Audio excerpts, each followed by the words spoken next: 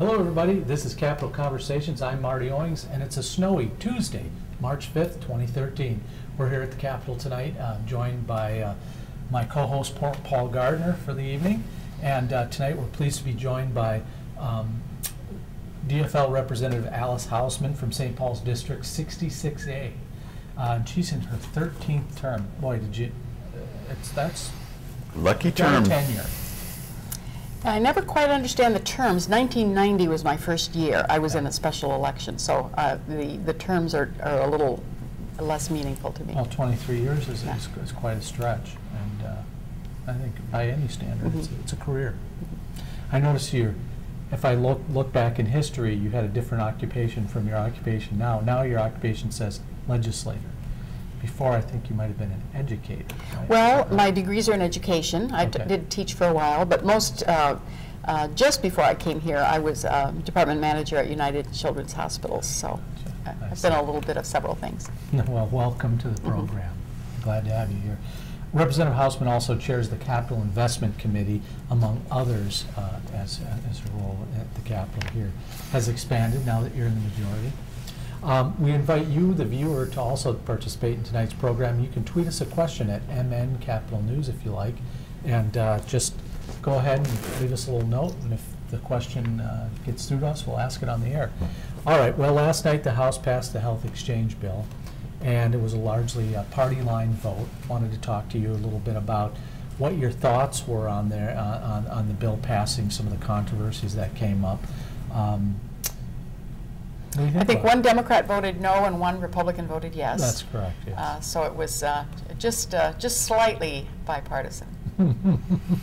Yeah, not very bipartisan. Right. Well, tell me your thoughts about the health exchange activity going on up here, and where you think that's going to go, and whether you think the Senate will pass it, and what your thoughts are.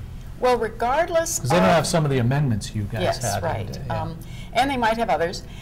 Regardless of how you feel about the Affordable Care Act, all of the advice that states are getting is everyone still ought to do their own exchange, rather, because one way or another they're going to have one, and is it going to be imposed by the federal government? Is the federal government going to decide, or do you want to shape it in your state? And so I think the vast majority, certainly half by now, are moving toward having their own exchange so that they have some opportunity to shape it.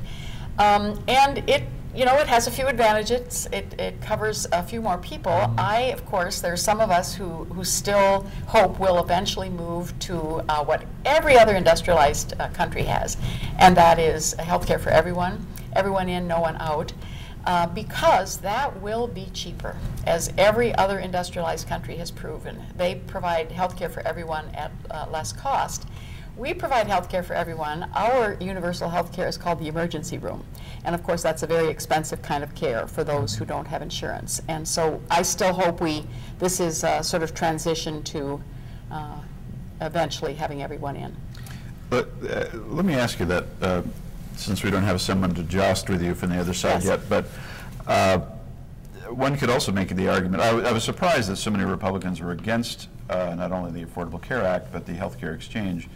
As someone who is a moderate suburban Democrat, I found a lot of people who would say, we're saving capitalism and healthcare here with the healthcare exchange by keeping those single-payer people at bay. We're at bay, that's right. And so I have been interested to see people who say they want the market to work saying, well, we don't want this market to work because we don't like it. This is still market-based. I mean, this is still insurance companies selling products. I mean, there's no question, and there certainly will be some competition in this. So I would say, and what isn't there is a public option. And I think for some people, they would have wished we were a little more competitive and provided that option as well. But it's now an insurance market. Well, for the folks that are out there that don't really know, well, geez, I hear people talking about this health care exchange and how it's a part of the Affordable Care Act. Can you explain a little bit about why one has to come before the other and those sorts of things? Well, the Affordable Care Act, of course, was the federal government's attempt to control health care costs. I mean, I think everybody in this country understands that healthcare costs are rising, and that has a huge cost on small businesses, on individual taxpayers. And so there is a desire to control healthcare costs in some way. This was the federal government's approach to not only cover more people, but also hopefully to cut costs and make it more affordable for business and individuals. The step that the state has to take is, I mean, we're given the option. We wouldn't have to do anything, and then the federal government would just do it for us. Right, it would but the default. advice we're getting from most of the national people who are advising states is, if you think that you don't want your own exchange, think again, because it's still better for you to shape your own. Than having Washington control it. Yeah, right. Well, let's get to some other issues that are more in your wheelhouse, I think. And the governor's budget has been out now for a little over a month. There's been, an opportunity to look at that, and of course, there's still some things going on. Forecast came in. Sounds like you guys are going to be $450 million better than you thought you were going to be. Yet there's been calls for the governor to modify his tax and budget plan. He will. After the February forecast, he comes up with new numbers, taking that forecast into consideration, and we will get that from him next week. I see. And so when we get that, then so it'll be his revised budget? His revised budget, right, exactly. I think change orders, I'm not sure if they're if that's how we refer to them, but at any rate, the new numbers based on the February forecast will come from the governor next week. And then we start responding. Now, we've certainly already, we know what the forecast is. We know we have a little more breathing room, but there still are the questions of to close the gap, which everyone agrees has got to be an honest closing of the gap this year.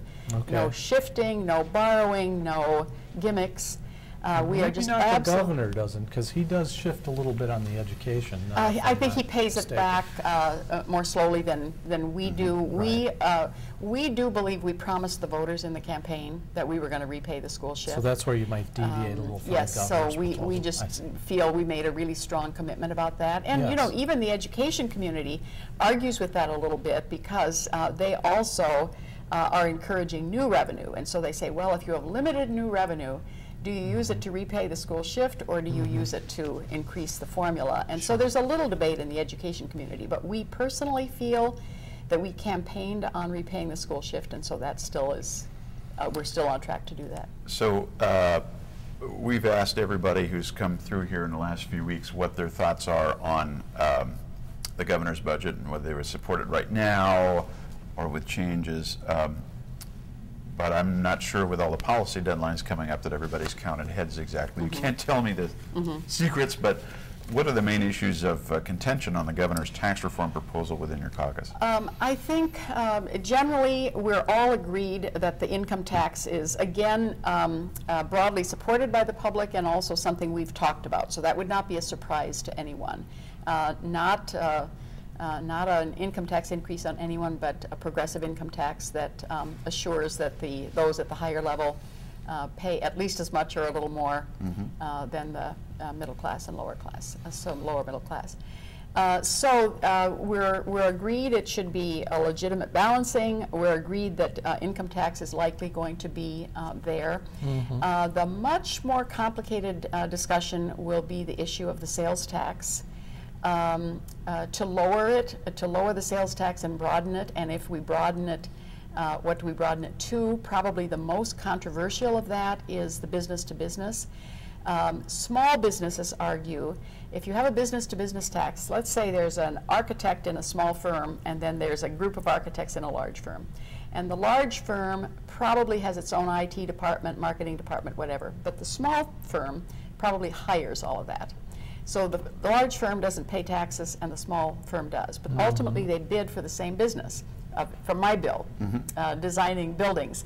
And the small business has sales tax as part of its operating expense that it's got to quantify, and the other one doesn't. So I think there are a few of those complexities that we're debating now, so I think the question of lowering the sales tax and broadening it to what has been debated. I think the one piece that is that seems to make less sense to us because of its expense is that $500 property tax I was going to ask you rebate. about that. You were quoted in saying yes, folks in the metro It's get a hard to smaller see chunk. that, right, it's hard to see that as not only fair to everyone, but it's a very expensive part of the bill. And so I think that one you'd find less support for. Would you rather see something going towards the circuit breaker, for example, the PTR, Property Tax Refund Program, or is it something that needs to be put in the long term? Because you can't do $500 every year. Right, right. I think what most of us feel, if you remember, they made some changes in the property tax refund in the last few years, and I think we also have talked about reversing that, the impact of that. So I think that's probably how we would handle it. Well, we got so much ground to cover, but Yes. I want to give our listeners a chance, or viewers a chance to weigh in here. What do you have for us tonight, Cliff? So we have a question from Nicole Hurdle that is all about the healthcare exchange bill. And she asked, do you think there was increased bipartisanship for the healthcare exchange bill? Was there increased bipartisanship? Well, they certainly worked on it together. Representative Murphy's speech last night, she thanked 3 members of the Republican, I think Representative Hoppe, Representative Mack, and Representative Abler. Only one of them ultimately voted for it. So I think you can't call something increased partisanship or increased bipartisanship if the vote is still partisan. So was the question increased partisanship? Bipartisanship. Okay. Yeah. So, Yeah, and I would say it was Jim more Abler. likely probably increased partisanship. But did you notice the context sort of changed? Instead, there were some people who said, we think this whole Affordable Care Act thing is crazy, but there were some people saying we need to have the healthcare exchange be the way we want it on the Republican side. And I didn't hear people saying Obamacare as much as they were saying the Affordable Care Act. So it seems the conversation has changed now that I would say people realize it's the law of the land, and now they got to figure out how to deal with it.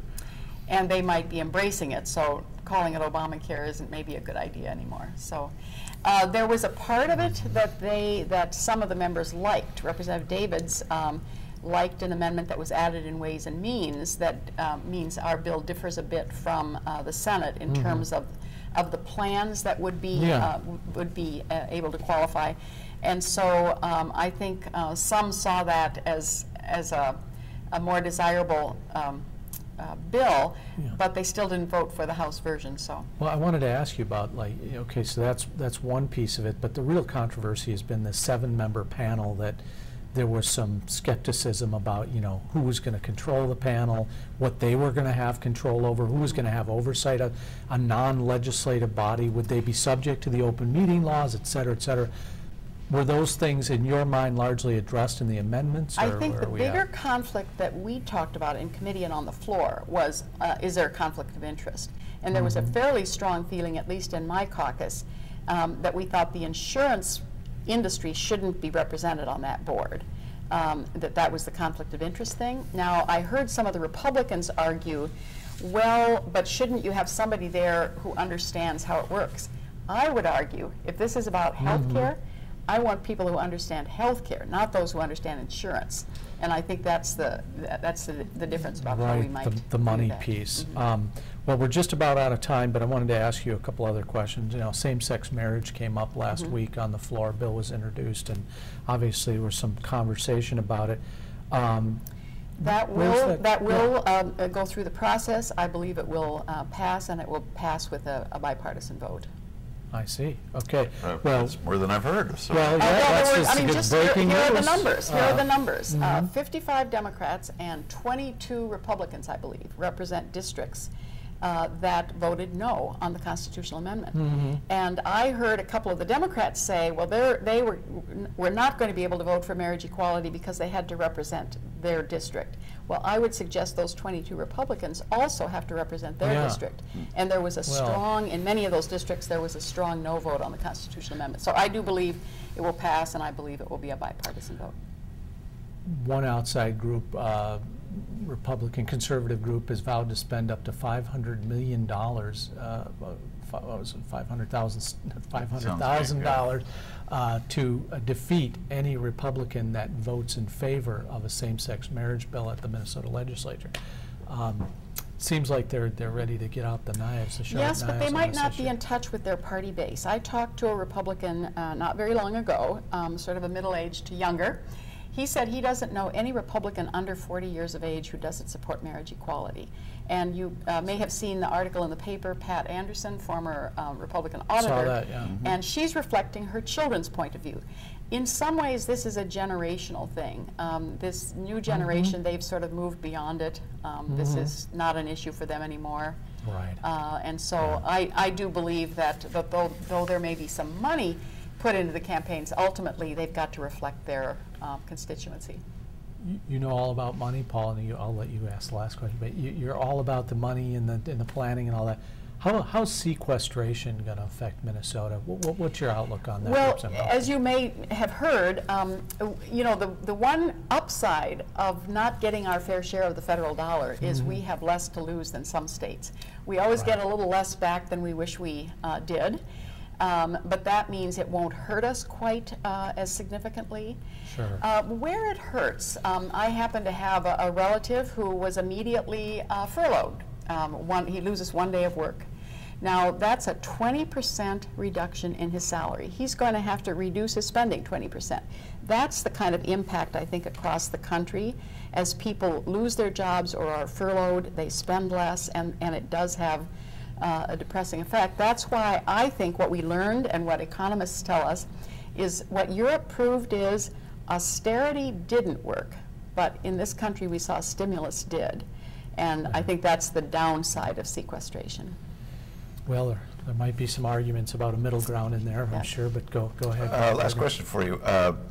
The front page of the Capitol report for politics in Minnesota was all about the Mayo Clinic, a potential $585 million tax increment financing district, and essentially a subsidy to it's a not-for-profit entity, but to business to help build out infrastructure of a much larger thing. It sounded a lot like a stadium issue. As the chair of the Capital Investment Committee who deals with debt levels and as well as taxes, what is your take? My take is we have to ultimately be fair to everyone in the whole state, and I care about that appropriation bond they want, almost $600 million of authorization for bonding. The dilemma, when you look at our guidelines that quantify all debt, we did the tobacco securitization bond to balance the budget, we did the Viking Stadium, and if we did this, we would soon eat up the debt capacity we would have. And I would have to say to everyone else in the state, gosh, we can't do any more geo-bonding. University of Minnesota, you can't build the research buildings. Minnesota State colleges and universities, we can't do your classrooms.